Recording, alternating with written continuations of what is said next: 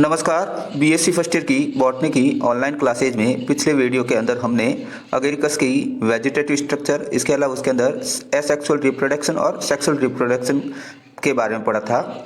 आज की इस वीडियो के अंदर हम बेसिडियोकार्प के डेवलपमेंट के बारे में पढ़ेंगे या डेवलपमेंट ऑफ बेसिडियोकार्प। तो अगेरिकस का जो बेसिडियोकार्प होता है वो अगेरिकस की फ्रूटिंग बॉडी या फलन पिंड कहलाता है। इसका जो डेवलपमेंट होता है वो सेकेंडरी माइसीलियम के राइजोमॉर्फ या तंतु जटा से होता है। तो इसकी शुरुआत कैसे होती है? तो जो भूमि से पर्याप्त भोजन या भोज्य पदार्थों का अवशोषण करने के बाद में जो भूमिगत द्वीप केंद्र की कवक जाल होता है वो फलन पिंड या बेसिडियोकार्प का फॉर्मेशन करता है। तो आपको अगर पूछे बेसिडियोकार्प का डेवलपमेंट किससे होता है तो सेकेंडरी माइसीलियम होता है, उसके राइजोमॉर्फ या तंतु जटा से जो बेसिडियोकार्प का डेवलपमेंट होता है। इसमें स्टार्टिंग में क्या होता है कि जो भूमिगत कवक तंतु के शीर्ष पर एक सूक्ष्म श्वेत गांठ नुमा संरचना बनती है और ये संरचना क्या करती है, दीर्घवृत्ताकार होकर भूमि की सतह से बाहर आ जाती हैं और इस ठोस दीर्घवृत्तीय संरचना को फलन पिंड की बटन अवस्था कहते हैं। परिपक्व जो बेसिडियोकार्प होता है वो दो पार्ट में विभेदित होता है। व्रंतनुमा आधारीय भाग छत्रिका व्रंत कहलाता है या स्टाइप कहलाता है, जबकि शीर्षस्थ अर्धचंद्राकार भाग पाइलस या छत्र कहलाता है। छत्र के जो उपांत होते हैं उनको विलम कहते हैं। फिर अब क्या होता है कि जो छत्रिका व्रंत और छत्र की संधि पर एक वलयाकार गुहिका विकसित होती है जिसे गिल के कक्ष या गिल चैम्बर कहते हैं और इस कक्ष का निर्माण कवक तंतुओं के एक दूसरे से दूर हटने से होता है। फिर जो गिल कक्ष की छत का भीतरी भाग अवतल हो जाता है वह इसमें तीव्र व धीमी गति से विभाजन करने वाली अड्रीय पट्टिका विकसित होती है। तेजी से विभाजित करने वाली पट्टियां गिल का फॉर्मेशन करती हैं। बटन अवस्था में विलम है जो छत्रिका व्रंत से जुड़े रहते हैं। व्रंत के दीर्घीकरण से बटन अवस्था भूमि की सतह से ऊपर उठ जाती हैं और शीर्षस्थ अर्धचंद्राकार भाग व्रंत की तुलना में तेजी से वृद्धि कर छत्री की तरफ फैल जाता है जिसे अब छत्र या पाइलियस कहते हैं। छत्र के फैलने से विलम फट जाता है। वह गिल पर उपस्थित हाइबीनियम जिसे उर्वर परत या फर्टाइल लेयर कहते हैं वो नग्न हो जाती हैं या नेग्ड हो जाती हैं। फिर फटी हुई विलम का कुछ भाग है जो छत्रिका व्रंत से जुड़ा रह जाता है जिसे वलयिका या एनुलस कहते हैं। शुष्क मौसम में क्या होता है कि जो सॉइल होती है उसकी सरफेस हार्ड होती है जिसके कारण बटन अवस्था है जो जमीन से बाहर नहीं निकल पाती है, लेकिन वर्षा ऋतु के समय मिट्टी नम होने के कारण बटन अवस्था है जो तेजी से वृद्धि करती हैं और उनमें विभाजन है जो तेजी से होता है। इसलिए वर्षा ऋतु के अंदर बहुत सारी अगेरिकस के जो जमीन से बाहर निकले हुए दिखाई देते हैं। तो अपन इसको डायग्रामेटिक तरीके से समझते हैं। आपके सामने स्क्रीन पर एगेरिकस के बेसिडियोकार्प के डेवलपमेंट के डायग्राम दे रखे हैं। तो जो डायग्राम ए से लेकर ई तक ABCDE ये हैं जो बेसिडियोकार्प के डेवलपमेंट की विभिन्न स्टेजेस शो करते हैं और जो F डायग्राम है वो मैच्योर बेसिडियोकार्प या बीजाणुधर को दर्शाता है। तो अपन वापस एक बार रिवाइज करते हैं बेसिडियोकार्प का डेवलपमेंट कैसे होता है। तो जो ए डायग्राम के अंदर देखते हैं जो बटन स्टेज है और इस बटन स्टेज का फॉर्मेशन कैसे होता है। तो जो सेकेंडरी माइसीलियम होता है वो क्या करता है, भोजन का अवशोषण करने के बाद में है जो फलन पिंड या बेसिडियोकार्प का फॉर्मेशन करता है। तो इस भूमिगत कवक तंतु जिसे तंतु जटा या राइजोमॉर्फ कहते हैं, इसके शीर्ष पर एक गांठ नुमा संरचना बनती है और ये गांठ नुमा संरचना क्या करती है, दीर्घवृत्ताकार होकर भूमि की सतह से बाहर आ जाती है जिसे फलन पिंड या बेसिडियोकार्प की बटन स्टेज कहते हैं। फिर इसके अंदर क्या होता है कि जो बटन स्टेज होती हैं इसके अंदर एक वलयाकार गुहिका विकसित होती है जिसे गिल कक्ष या गिल चैम्बर कहते हैं। तो आपके सामने बी और सी डायग्राम के अंदर प्री लेमिलर चैम्बर या गिल कक्ष चैम्बर दे रखे हैं। फिर इनके अंदर क्या होता है, इनका जो फॉर्मेशन होता है वो जो हाइफी होते हैं वो एक दूसरे से दूर हटते हैं और उनसे जो गिल कक्ष का फॉर्मेशन होता है। फिर जो गिल कक्ष का भीतरी भाग होता है वो क्या हो जाएगा, अवतल हो जाएगा और इसके अंदर है जो धीमी और तेजी से विभाजित होने वाली पट्टियों अरीय पट्टियों का निर्माण होता है और जो तेजी से विभाजित होती है अरीय पट्टियां होती है वो क्या करती है, गिल का फॉर्मेशन करती हैं। तो जो सी डायग्राम है इसके अंदर जो गिल प्राइमोर्डिया डेवलप हो गया और इस गिल प्राइमोर्डिया से जो गिल का फॉर्मेशन होता है और नीचे की तरफ इनके अंदर कॉन्स्ट्रक्शन या संकुचन पैदा होता है और इसके नीचे की तरफ जो फ्यूचर टाइप है यानी कि इससे है जो बाद में जो छत्रिका व्रंत का फॉर्मेशन होता है। फिर जो डी डायग्राम दे रखा बटन स्टेज में विलम है जो छत्रिका व्रंत से जुड़ा रहता है, लेकिन ज्यों ज्यों जो छत्रिका व्रंत होता है उसके अंदर दीर्घीकरण होता है तो ये बटन स्टेज क्या करेगी, भूमि से बाहर निकल जाती हैं और जो शीर्षस्थ अर्धचंद्राकार भाग होता है वो क्या करता है, तेजी से वृद्धि करके छत्री की तरफ फैल जाता है और विलम है जो छत्र के फैलने से विलम फट जाता है और जो हाइमेनियम होता है या जो फर्टाइल लेयर होती है वो नेक्ड हो जाती हैं। तो आप ई डायग्राम में देख सकते हैं कि जो छत्री का वृंत है उसकी हाइट जो वृद्धि होने से जो विलम होता है वो फट जाता है और गिल्स की जो स्ट्रक्चर है वो दिखाई देने लगती हैं। एफ डायग्राम में अगर अपन देखें तो जो विलम होता है उसकी कुछ भाग हैं जो छत्रिका वृंत से जुड़े रहते हैं जिसको एन्युलस कहते हैं या वलयिका कहते हैं, और जो छत्रिका होती है या छत्र होता है उसकी निचली सरफेस पर है जो गिल की अर्य पट्टियाँ उपस्थित होती हैं जिनकी संख्या 300 से लेकर 600 तक हो सकती है। तो इस तरह से जो बेसिडियोकार्प का डेवलपमेंट होता है। तो एगेरिकस के अंदर बेसिडियोकार्प का डेवलपमेंट किससे होता है? तंतु जटा या राइजोमॉर्फ से होता है और ये किसका भाग होती है? सेकेंडरी माइसीलियम का, और ये भाग भूमिगत या अंडरग्राउंड होता है। नेक्स्ट अपन पढ़ते हैं परिपक्व बेसिडियोकार्प की संरचना या स्ट्रक्चर ऑफ मैच्योर बेसिडियोकार्प। तो जो मैच्योर बेसिडियोकार्प होता है वो दो पार्ट में डिवाइड होता है, स्टाइप या छत्रिका वृंत और पाइलस या छत्र में विभेदित होता है। जो इसका छत्रिका वृंत या स्टाइप भाग होता है वो मोटा मांसल बेलनाकार संरचना होती है और इसका जो कलर होता है वो लाइट पिंक या सफ़ेद होता है। जो छत्र होता है ये छत्रिका वृंत के दूर स्थित छोर पर स्थित छत्रीनुमा संरचना है और इसका जो डायमीटर होता है वो 5 से लेकर 10 सेंटीमीटर होता है। इसकी ऊपरी सतह का रंग सफ़ेद हल्की भूरी या पीले रंग की होती है, जबकि इसकी भीतरी सतह से नीचे की ओर से 300 से 600 तक गिल की पतली उदरु पट्टियाँ या अर्य पट्टियाँ लटकी रहती हैं जो अर्य क्रम में अरेंज रहती हैं। गिल की सतह पर एक उर्वर परत से आच्छिद्य होती है जिसे हाइमेनियम कहते हैं। गिल की सतह किससे कवर्ड रहती है? फर्टाइल लेयर से, और उस फर्टाइल लेयर को क्या नाम दिया गया है? हाइमेनियम।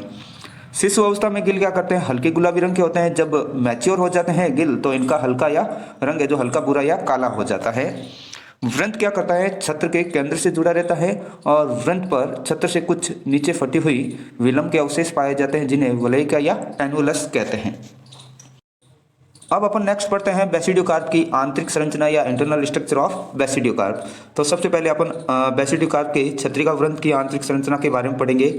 तो छत्रिका वृंत का निर्माण है जो अनेक अनुदैर्ध्य व अंतर्वर्धित कवक तंतुओं से होता है। अनुदैर्ध्य का मतलब होता है लंबे उदर, और अंतर्वर्धित का मतलब होता है गुंथे हुए, आपस में गुंथे हुए कवक तंतुओं से होता है।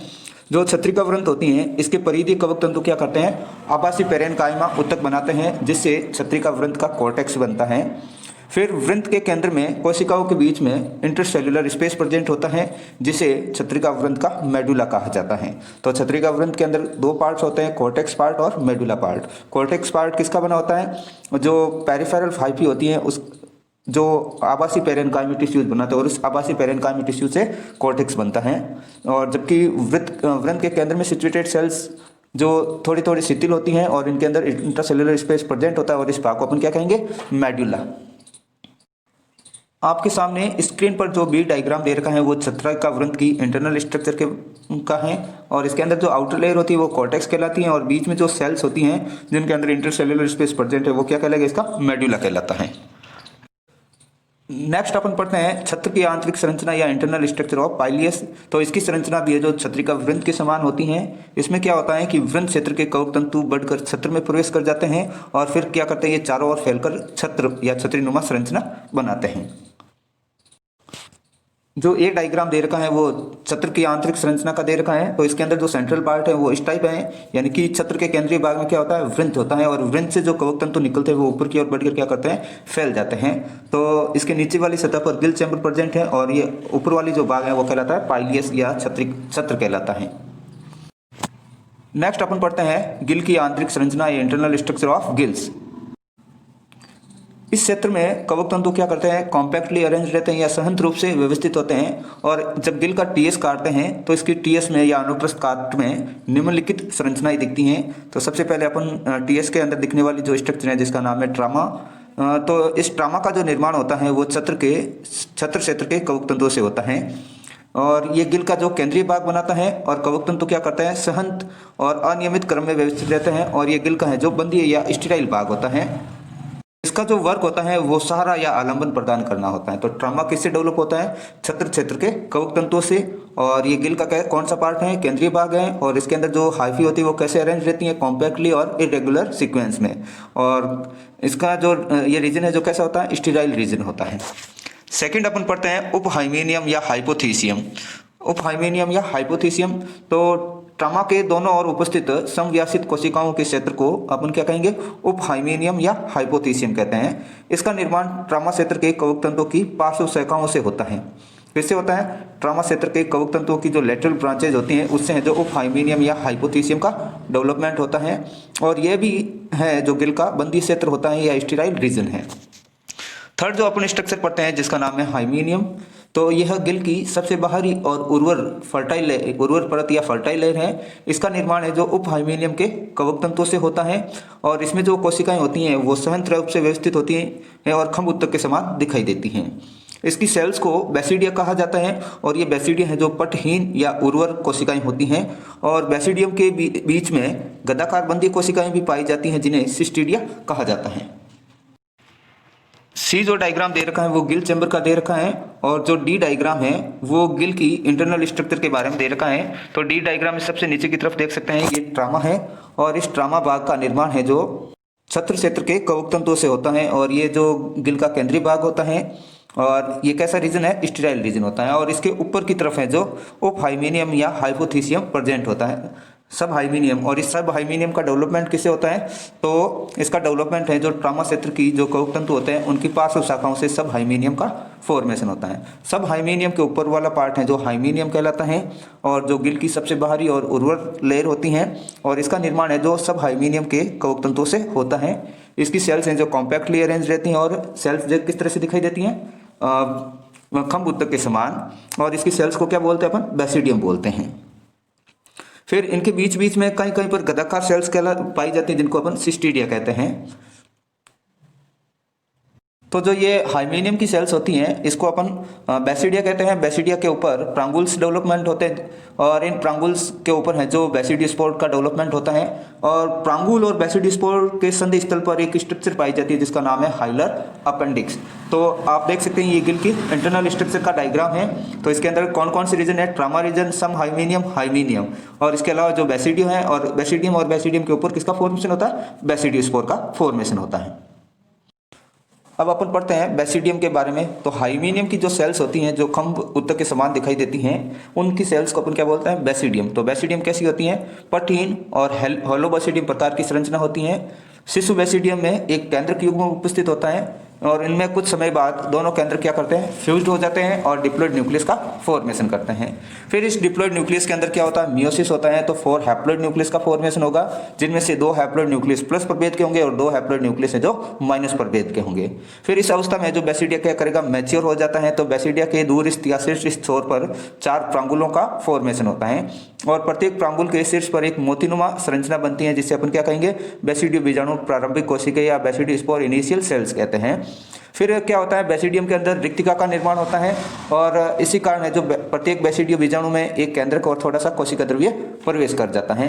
इस प्रकार 4 एक केंद्र की बेसिडियो बीजाणु बनते हैं जिनमें से 2 प्लस प्रभेद के बेसिडियो बीजाणु होते हैं और 2 हैं जो माइनस प्रभेद के बेसिडियो बीजाणु बनते हैं। नेक्स्ट अपन पढ़ते हैं बेसिडियो बीजाणु के बारे में। तो जो शिशु बेसिडियो होते हैं वो अवर्णकित होते हैं या अनपिगमेंटेड होते हैं जबकि मैच्योर बेसिडियोस्पोर होते हैं इनके अंदर काले या भूरे रंग के पिगमेंट्स प्रेजेंट होते हैं।